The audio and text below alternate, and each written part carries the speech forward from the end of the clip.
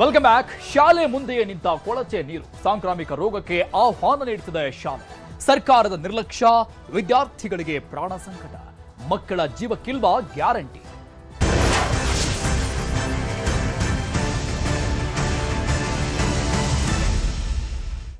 ಶಾಲೆಯ ಆವರಣದಲ್ಲೇ ಕೊಳಚೆ ನೀರು ಸಂಗ್ರಹವಾಗ್ತಾ ಇದೆ. ಸಾಂಕ್ರಾಮಿಕ ರೋಗಗಳಿಗೆ ಆಹ್ವಾನ ಕೊಡ್ತಾ ಇದೆ ಶಾಲೆ. ಬೆಂಗಳೂರು ಕಾಕ್ಸ್ಟೌನ್ ಸರ್ಕಾರಿ ಶಾಲೆಯ ದುಸ್ಥಿತಿ ಇದು. ಮಾದರಿ ಶಾಲೆ ಜೂನ್ 1ನೇ ತಾರೀಕಿನಿಂದ ಶಾಲೆಗಳು ಆರಂಭ ಆಗಿದೆ. ಮಕ್ಕಳು ಬರ್ತಾ ಇದ್ದಾರೆ, ಆದರೆ ಪರಿಸ್ಥಿತಿ ಮಾತ್ರ ಈ ರೀತಿ ಆಗಿದೆ. ಫುಟ್ಪಾತ್ ಇಲ್ಲ, ನೀರು ಹೋಗೋಕೆ ಚರಂಡಿ ವ್ಯವಸ್ಥೆ ಇಲ್ಲ. ಹಾಗಾಗಿ ಮೋರಿ ನೀರಿನಿಂದ ತುಂಬಿ ಹೋಗಿದೆ ಶಾಲೆಯ ಆವರಣ.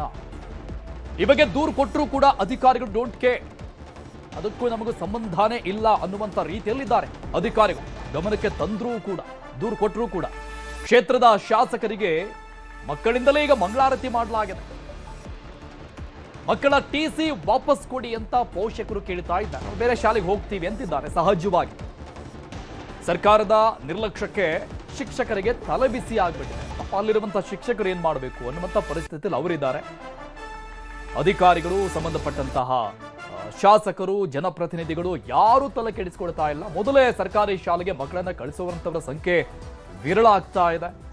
ಮತ್ತೆ ಒಂದು ಕಡೆ ಜೂನ್ 1ನೇ ತಾರೀಕು ಹತ್ರ ಬರ್ತಾ ಇದ್ದಂಗೆ ಶಿಕ್ಷಣ ಇಲಾಖೆ ಹೇಳುತ್ತಾ ಈ ಬಾರಿ ಇಂದಿಗಿಂತಲೂ ಹೆಚ್ಚಿನ ಸಂಖ್ಯೆಯನ್ನ ಜಾಸ್ತಿ ಮಾಡೋಣ ಅನ್ನುವಂಥ ಗುರಿಯನ್ನು ಇಟ್ಕೊಂಡು ನಾವು ಶಾಲೆ ಆರಂಭ ಮಾಡೋಣ ಅಂತ. ಆದ್ರೆ ದುಸ್ಥಿತಿ, ಪರಿಸ್ಥಿತಿ ಮಾತ್ರ ಈ ರೀತಿಯಾಗಿದೆ.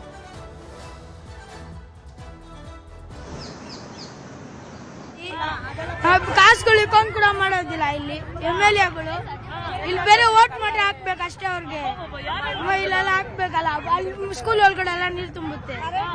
ಅವ್ರು ಬಂದು ರೆಡಿ ಮಾಡೋದಿಲ್ಲ. ವೋಟ್ ಮಾಡ್ರಕ್ಕೆಲ್ಲ ಮನೆ ಹತ್ರ ಬರ್ತಾರೆ, ಇಲ್ಲಿ ಮಾಡಕ್ ಬರೋದಿಲ್ಲ. ಬಂದು ಮನೆ ಕಟ್ಟ ಕೈ ಮುಗ್ದಿ ವೋಟ್ ಹಾಕ್ರಿ ಅಮ್ಮ ಅಂತಾರೆ, ಬಂದು ಹಾಕೋದೇ ಇಲ್ಲ ಅಂತಾರೆ. ಇಲ್ಲಿ ಮಳೆ ಬರುವಾಗೆಲ್ಲ ಹಿಂಗೆ ಇರುತ್ತೆ, ಯಾವಾಗೂ ಬಂದು ಹಿಂಗೆ ಇರುತ್ತೆ. ಯಾರು ಕ್ಲೀನ್ ಮಾಡೋದಿಲ್ಲ ಇಲ್ಲಿ ಬಂದು. ಕಾಸುಗಳು ಇಟ್ಕೊಂಡು ಕೂಡ ಮಾಡೋದಿಲ್ಲ. ಇಲ್ಲಿ MLAಗಳು ಇಲ್ಲಿ ಬೇರೆ ವೋಟ್ ಮಾಡಿ ಹಾಕ್ಬೇಕು ಅಷ್ಟೇ. ಅವ್ರಿಗೆ ಬಂದ್ಬಿಟ್ಟು ಎಂಟ್ರ್ ಆಗದಿರೋ ಒಂದು ಪರಿಸ್ಥಿತಿ ಇತ್ತು. ಜಂಪ್ ಮಾಡ್ಕೊಂಡು ಹೋಗ್ಬೇಕಾಗಿತ್ತು ಪರಿಸ್ಥಿತಿ. ಕಲ್ಲುಗಳ ಮೇಲೆ ನಡ್ಕೊಂಡು ಹೋಗುವಂಥ ಪರಿಸ್ಥಿತಿ ತುಂಬ ಡೇಂಜರಸ್ ಆಗಿತ್ತು. ಬಟ್ ನ್ಯೂಸ್18 ವರದಿ ಮಾಡಾದ್ರ ಮೇಲೆ ಇಮಿಡಿಯೇಟ್ಲಿ ಅಟ್ಲೀಸ್ಟ್ ಕೆಸರೆಲ್ಲ ಕ್ಲೀನ್ ಮಾಡಿದ್ದಾರೆ, ಎಂಟ್ರೆನ್ಸಲ್ಲಿ ಕ್ಲೀನ್ ಮಾಡಿದ್ದಾರೆ. ಬಟ್ ಸ್ಟಿಲ್ ಇವಾಗ ನೀವು ನೋಡ್ದಂಗೆ ಈ ಫುಟ್ಪಾತ್ ಎಲ್ಲ ಫುಲ್ ಬ್ರೋಕನ್ ಆಗಿದೆ, ಎಲ್ಲ ಒಡೆದೋಗಿದೆ. ನಾವು ಕಂಪ್ಲೀಟ್ಲಿ ಯೂಸ್ ಮಾಡೋಕ್ಕಾಗೋದಿಲ್ಲ.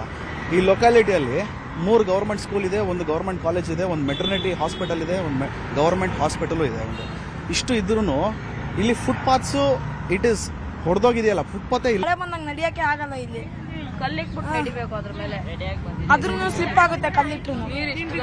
ಹಾ, ಬಿಟ್ಬಿಟ್ಟು ಮನೆಗೆ ಓಡ್ಬಿಟ್ಟು ಬೇರೆ ಡ್ರೆಸ್ ಚೇಂಜ್ ಮಾಡ್ಕೊಂಡ್ ಬಂದ್ರೆ ಅದು ತುಂಬಾ ವರ್ಷದಿಂದ ಹಂಗೆ ಐತೆ.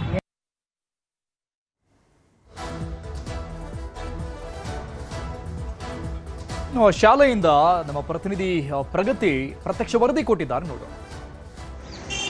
ಕಾಕ್ಸ್ಟೌನ್ನಲ್ಲಿರುವಂತಹ ಸರ್ಕಾರಿ ಕನ್ನಡ ಮಾದರಿ ಪ್ರಾಥಮಿಕ ಮತ್ತು ಪ್ರೌಢಶಾಲೆಯ ಆವರಣ ಕೆಸರುಮಯ ಆಗೋಗಿತ್ತು. ಈ ಬಗ್ಗೆ ನ್ಯೂಸ್18 ಕೂಡ ವರದಿ ಮಾಡಿತ್ತು. ಇಷ್ಟಾದ್ರೂ ಕೂಡ ಇನ್ನೂ ಸಂಬಂಧಪಟ್ಟ ಅಧಿಕಾರಿಗಳು ಎಚ್ಚೆತ್ತುಕೊಂಡಿಲ್ಲ. ಶಾಲಾ ಎಂಟ್ರೆನ್ಸ್ ನಲ್ಲೇ ಮೋರಿ ನೀರೆಲ್ಲವೂ ಕೂಡ ತುಂಬಿ ಹೋಗಿರುವಂತದ್ದು. ನೇರವಾಗಿ ವಿಜುವಲ್ ಸಮೇತವಾಗಿ ನಿಮ್ಗೆ ತೋರಿಸ್ತಾ ಹೋಗ್ತೀನಿ.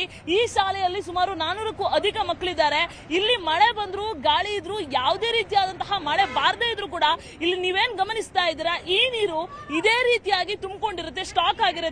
ಏರಿಯಾದಲ್ಲಿರುವಂತಹ ಜನರೆಲ್ಲರೂ ಕೂಡ ಕಾರ್ ತೊಳೆದ್ರು ಕೂಡ ಅಲ್ಲಿ ನೀರು ಕೂಡ ಇಲ್ಲಿಗೆ ಬಂದು ಸ್ಟಾಕ್ ಆಗುತ್ತೆ. ಅಷ್ಟರ ಮಟ್ಟಿಗೆ ಅವ್ಯವಸ್ಥೆ ಇಲ್ಲಿ ತಾಂಡವ ಆಡ್ತಾ ಇರುವಂತದ್ದು. ಸಂಬಂಧಪಟ್ಟ BEOಗಳಿಗೆ, ಸ್ಥಳೀಯ ಅಧಿಕಾರಿಗಳಿಗೆ ಕಂಪ್ಲೇಂಟ್ ಕೊಟ್ಟರು ಕೂಡ ಯಾವುದೇ ರೀತಿಯಾದಂತಹ ಪ್ರಯೋಜನ ಆಗಿಲ್ಲ. ಶಿಕ್ಷಣ ಇಲಾಖೆಯ ಅಧಿಕಾರಿಗಳು, BEO ಕೂಡ ಈ ಬಗ್ಗೆ ಗಮನ ವಹಿಸ್ತಿಲ್ಲ ಅನ್ನುವಂತಹ ಆಕ್ರೋಶವನ್ನ ಇಲ್ಲಿನ ಮಕ್ಕಳು ಕೂಡ ಹೊರ ಹಾಕ್ತಾ ಇರುವಂತದ್ದು. ಕ್ಷೇತ್ರದ ಶಾಸಕರು ಕೂಡ ಗಮನ ಹರಿಸ್ತಾ ಇಲ್ಲ. ಇಲ್ಲಿ ನಡ್ಕೊಂಡು ಹೋಗ್ಬೇಕು ಅಂದ್ರೆ ಮಳೆ ಇಲ್ಲ ಅಂದ್ರೆ ಈ ತರ ಪರಿಸ್ಥಿತಿ. ಮಳೆ ಇದ್ರೆ ಎಂಟ್ರೆನ್ಸ್ ನಲ್ಲೇ ಕೆಸರು ತುಂಬಿಕೊಳ್ಳುತ್ತೆ, ಶಾಲೆ ಒಳಗಡೆ ಎಲ್ಲ ನೀರು ಬಂದು ಬಂದ್ಬಿಡುತ್ತೆ. ಸೊ ಸ್ಕೂಲ್ ಎಲ್ಲ ನಾವು ಹೋಗ್ಬೇಕಂದ್ರೆ ಯೂನಿಫಾರ್ಮ್ ಕೊಳೆ ಆಗುತ್ತೆ, ಕೈ ಮುರ್ಕೊಂಡಿರುವಂತಹ ಕಾಲ್ ಮುರ್ಕೊಂಡಿರುವಂತಹ ಚಿತ್ರಣ ಈ ಭಾಗದಲ್ಲಿ ಇದೆ. ಸೊ ಆದಷ್ಟು ಬೇಗ ಸಂಬಂಧಪಟ್ಟಂತಹ ಅಧಿಕಾರಿಗಳು ಎಚ್ಚೆತ್ತುಕೊಳ್ಬೇಕು, ಮಕ್ಕಳಿಗೆ ಒಂದು ಸೊಲ್ಯೂಷನ್ ಅನ್ನ ಒದಗಿಸಿಕೊಡ್ಬೇಕು. ಸರ್ಕಾರಿ ಶಾಲೆ ಅಂತ ಹೇಳಿದ್ರೆ ಸಹಜವಾಗಿಯೇ ಸಾಕಷ್ಟು ಸೌಲಭ್ಯಗಳ ಮರೀಚಿಕೆ ಆಗಿರುತ್ತೆ. ಸಂಬಂಧಪಟ್ಟವರು ಎಚ್ಚೆತ್ತುಕೊಳ್ಬೇಕು ಅನ್ನೋದೇ ಇಲ್ಲಿನ ಮಕ್ಕಳ ಆಗ್ರಹ, ಜೊತೆಗೆ ಪೋಷಕರ ಆಗ್ರಹ, ಜೊತೆಗೆ ನ್ಯೂಸ್ 18 ನ ಕಳಕಳಿ ಕೂಡ.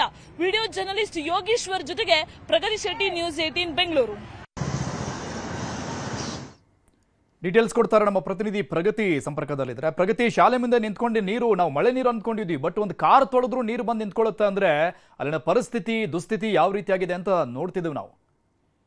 ಖಂಡಿತ ಅರುಣ್, ಸರ್ಕಾರಿ ಶಾಲೆ ಅಂತ ಅಂದ್ರೆ ಮೂಗ್ ಮುರಿಯೋರ ಸಂಖ್ಯೆ ಜಾಸ್ತಿ ಇರುತ್ತೆ. ಹೀಗಿದ್ರು ಕೂಡ ನಲ್ಲಿರುವಂತಹ ಈ ಸರ್ಕಾರಿ ಮಾದರಿ ಪ್ರಾಥಮಿಕ ಶಾಲೆಯಲ್ಲಿ ಸುಮಾರು 450 ಮಕ್ಕಳಿದ್ದಾರೆ. ಅಂದ್ರೆ ಪ್ರೈಮರಿಯಲ್ಲಿ 150, ಹೈಸ್ಕೂಲಲ್ಲಿ 300, 450 ಮಕ್ಕಳು ಓದ್ತಾ ಇರುವಂತಹ ಶಾಲೆಗೆ ಎಂತ ಸೌಕರ್ಯವನ್ನ ಕೊಡ್ಬೇಕು, ಆದ್ರೆ ನಮ್ಮ ಶಿಕ್ಷಣ ಇಲಾಖೆ ಅವ್ಯವಸ್ಥೆ ಆಗರ ಆಗಿ ಹೋಗ್ಬಿಟ್ಟಿದೆ. ಮಕ್ಕಳಿಗೆ ಸೂಕ್ತವಾದ ವ್ಯವಸ್ಥೆ ಮಾಡ್ಕೊಡ್ತಾ ಇಲ್ಲ.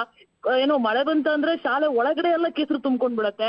ಮಳೆ ಇಲ್ಲ ಅಂತಂದ್ರೆ ರೋಡಲ್ಲಿ ಯಾರೋ ಕಾರ್ ತೊಳೆದ್ರೆ ಶಾಲೆ ಮುಂದೆ ಬಂದು ನೀರ್ ನಿಂತ್ಕೊಳ್ಳುತ್ತೆ. ಅಂದ್ರೆ ಮಕ್ಕಳು ಸಾಂಕ್ರಾಮಿಕ ರೋಗದಿಂದ ಬಳಲುವಂತಹ ಭೀತಿಯಲ್ಲಿದ್ದಾರೆ. ಪೋಷಕರು ಕೂಡ ಆಕ್ರೋಶ ಹೊರ ಹಾಕ್ತಾ ಇದ್ರು. ಸಂಬಂಧಪಟ್ಟಂತಹ ಏನೋ ಅಧಿಕಾರಿಗಳು, BEO ಆಗ್ಲಿ ಅಥವಾ DDPI ಆಗ್ಲಿ, ಇವರೆಲ್ಲ ಶಾಲೆಗಳಿಗೆ ಇನ್ಸ್ಪೆಕ್ಷನ್ ಮಾಡ್ತಾ ಇಲ್ಲ ಅನ್ನೋದು ಇಲ್ಲಿ ಕ್ಲಿಯರ್ ಆಗಿ ಗೊತ್ತಾಗ್ತಾ ಇದೆ.